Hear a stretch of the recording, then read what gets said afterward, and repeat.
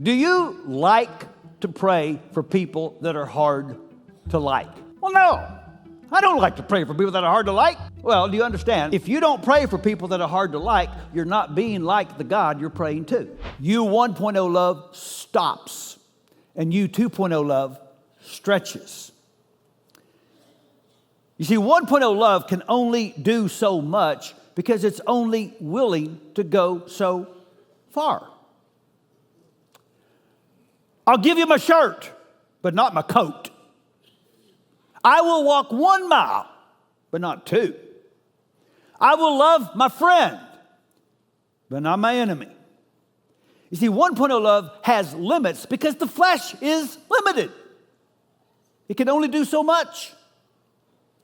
Jesus' first hearers would have understood this metaphor perhaps better than we, because they lived in a land occupied by their enemy. You couldn't go a day without seeing a Roman soldier, and he represented everything you hated. And there was a law: if that soldier walks up to you, he don't care what you're doing, and says, "Carry my backpack or my armor," you had to do it for 1 mile. The Jews would step off from their front door 1 mile and put a rock down so that they could drop that backpack and say, "I'm not taking one more step." They understood exactly what Jesus was saying. That I'm raising up people that love from above. And here's what it looks like. You go past what you have to do. You go past what you're obligated to do. Love that comes out of the flesh is going to give people what they deserve. But when love comes from above, it's going to give people what they need. God says unrighteous people need sun and rain too. God doesn't love people because of who they are, because of who He is. And so when people are born of God, they don't love with qualifiers. By the way, this was one of the most compelling oddities of the early church. The ancient world, to that point in history, had never seen a community that would stretch to love like the first Christians. They would stretch to reach out to the most base sinner that most religions would throw away.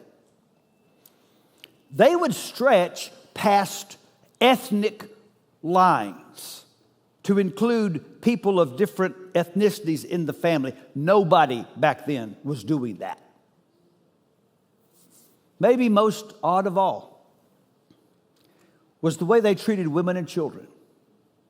It's hard for us to even fathom because we live in a world of centuries of influence of Jesus.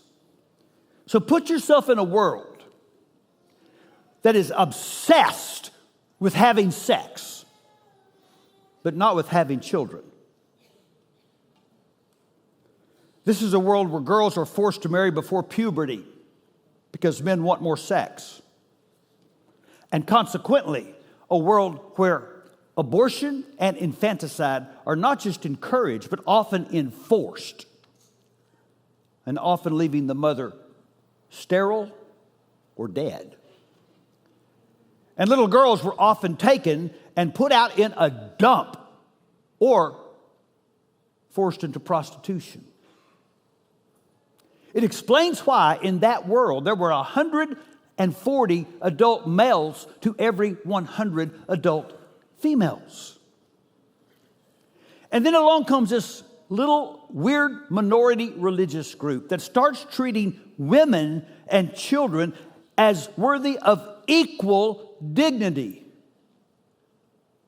Nobody back then did that because no one believed women and children were equal. And you know what they did? They didn't force girls to marry and didn't make them marry if they didn't want to be married. And they went out to the dumps and they found those little girls and they brought them into their homes and adopted them. And they did something so radical. They insisted that men should be as sexually faithful as women. That sex belonged in a marriage only between a man and woman. And that divorce was out. You couldn't get rid of a woman just because you wanted to go sleep with somebody else.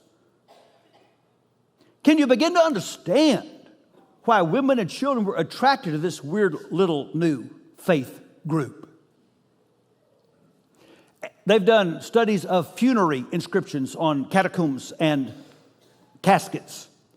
And what they have found is if the inscription praises a child or a woman, it is probably a Christian inscription. In fact, by far the biggest percentage of inscriptions that honor women for being mothers are Christian. We just take today that women are equal and motherhood is noble. It's the Christian church that brought the world that idea, because they stretched to love where love had never gone before. That's our heritage. That's who we are. That's our legacy. That's why Jesus said it even applies to your enemies. I want you to pray for your enemies. Do you do that? Do you like to pray for people that are hard to like? Well, no. I don't like to pray for people that are hard to like. Well, do you understand? If you don't pray for people that are hard to like, you're not being like the God you're praying to. Because he sends his son to the good and the bad. Think about that. Are you asking God to answer your prayer and bless you while you're refusing to be like the God you're praying to? You 2.0 love has got to come from the power of the Spirit, because we can't do this in the flesh.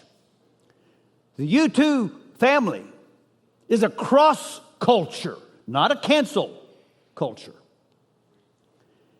Because U2 people believe in the power of the cross.